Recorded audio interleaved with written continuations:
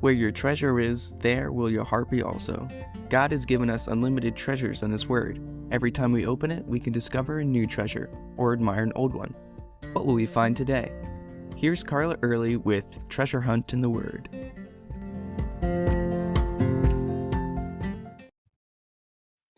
Most people have either read or at least heard of The 5 Love Languages, which is a book by Gary Chapman.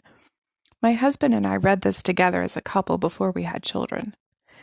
His premise is that we all give and receive love in 5 different ways: words of affirmation, acts of service, receiving gifts, quality time, and physical touch.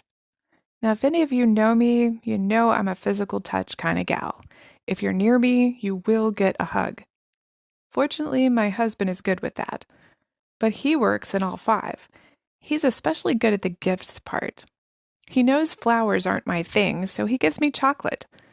One year for Valentine's Day, he gave me a bag of Dove dark chocolate hearts with a little paper heart inside of each of them with a word on it. When I was done, I could put them together for a special meaning. Talk about creative. Feel free to use that, guys. God works in all 5 of our love languages to show us His love. He especially is good at gift giving. Just think of all the gifts God has given you. James 1:17 says, "Every good gift and every perfect gift is from above and comes down from the Father of lights." Everything good in our life is from Him. But His greatest gift was the gift of His Son. We've been studying John 3:16 this week. Say it with me. "For God so loved the world that He gave His only begotten Son, that whoever believes in Him should not perish but have everlasting life." Because of God's great love for the world, He gave Jesus, His one and only unique Son. Now we know Jesus is God, part of the Trinity, but He uses that father-son analogy to show how precious this gift really is.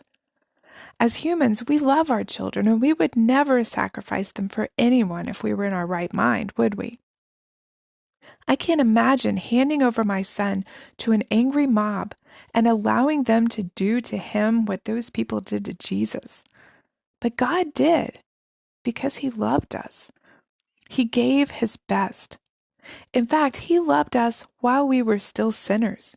He didn't wait until this wicked world cleaned ourselves up and stopped sinning, because that wasn't going to happen. God gave Jesus to a lost and sinful world that deserved no better than hell, just to pay our sin debt. God didn't just look down on us in pity. He looked on us with love and compassion and did something about our plight so we wouldn't have to be stuck in our sin. He gave the greatest gift ever given, expressing the greatest love. Now, those people at the cross that day did not see this as a gift. They thought they had killed Him. But Jesus had full control over His situation. We know this because He repeatedly prophesied what would happen. He purposefully laid down His life. He gave His life so that we could have life. And He keeps giving. As Paul says, He who did not spare His own Son but delivered Him up for us all, how shall He not with Him also freely give us all things? Now, I know this is not Thanksgiving Day yet, but we don't need to wait until next week to thank God for all of His gifts, do we?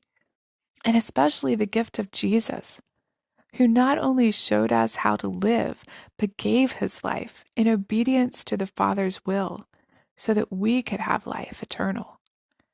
Thank you, Father, for your precious gift that showed us how much you really love us. You can contact us at treasurehuntintheword@gmail.com. We'd love to hear the treasures God has given you through His Word.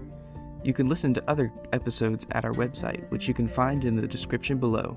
Thanks for listening, and remember, where your treasure is, there will your heart be also.